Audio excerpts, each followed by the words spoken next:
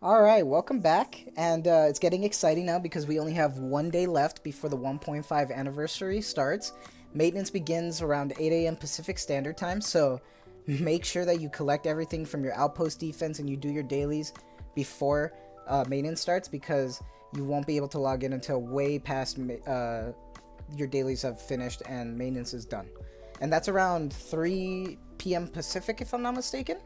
Unless there are delays, which we'll have to see and find out. But we haven't had a delay in a bit, so I think we're okay. I'm gonna cross my fingers for that, but we'll see. I hope I didn't jinx it, but we'll see. But before we get started to talk about some stuff today, I wanted to remind everybody that Bay's recruitment ends in 10 hours, and make sure you pick up a copy. Or if you're just going to add her to the wish list after maintenance, then go ahead and do that. Just wanted to remind everybody that she's just leaving and that she's also a PvP unit. So remember that she's very niche unless you play PvP. I play PvP, so I decided to pick up a copy. And I'll also going to add her to my wish list because I really want to get that MLB wallpaper, obviously. Um, but anyway, just wanted to do a quick reminder about that.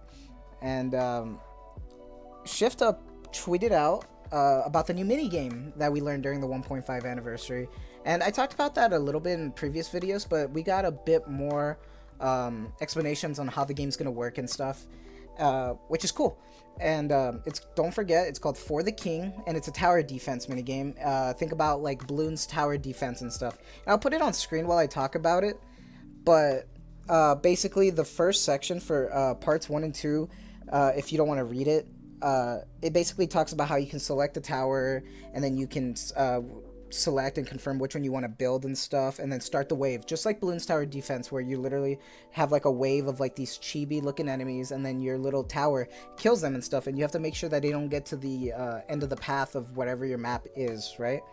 And then just like it says for number 2, that when there's available Nikke slots, you can select the tower slot to deploy a Nikke there, and you can't deploy the same Nikke more than once. So there's only like one tower or one Nikke per run for that specific Nikke. And then you need to spend gold, and you also get gold from killing these enemies, I'm assuming, right?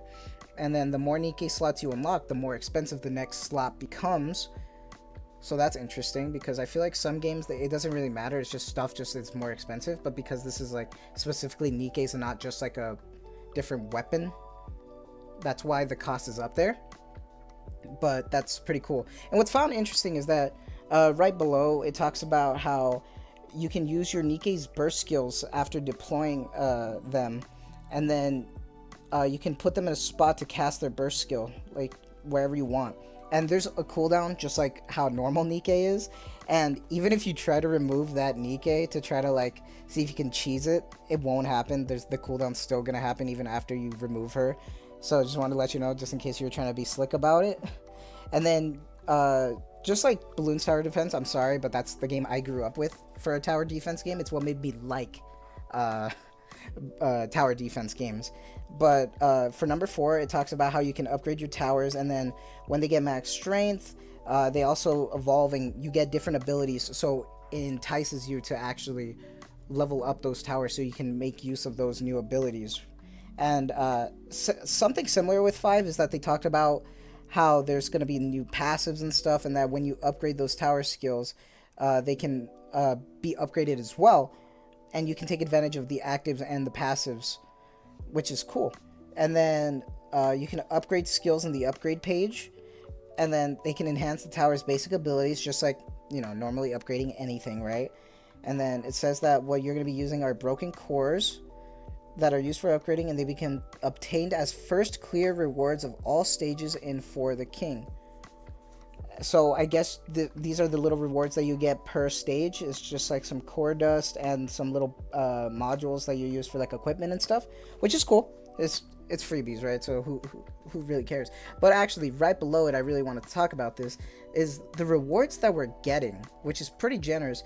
So it says right here, complete missions and first wins to get, and it shows that we get 10 advanced recruit vouchers. So in this mini game, we can get a multi, a new premium sticker for the king, which is Modernia, and she looks adorable. Premium sticker 2, which is Crown, and then a For the King special title, and then it says, and various in-game development materials. So we're gonna get some mats and stuff, which is cool. They didn't have to do freebies just for the minigame, but they did. One thing I like about Shift Up when it comes to these big events is that they are pretty generous in terms of freebies, so I'll take it, right? And then just lastly, they posted about, I'll put it on screen while I talk about it, but pretty much they wanted to talk about the tower update and the Lost Sector. And all they're honestly doing is, just like I mentioned before, is that they're updating the Lost Sector for the new chapter. So I'm assuming to unlock Lost Sector Area 21, you need to catch up with the newest chapters, and then X07 will probably be unlocked after you complete Area 21, based on how other ones have been previously. And then Tribe Tower, unless you're a Mega Whale, you don't need to worry about this update, because you go from stage 550 to 650, and then the manufacturers are from 500 to 550, and honestly, I'm struggling to try to get 200 and start 200, so unless you're like a huge Mega Whale, you don't even have to worry about that part, despite the Lost Sector update. And honestly, that's about it for now.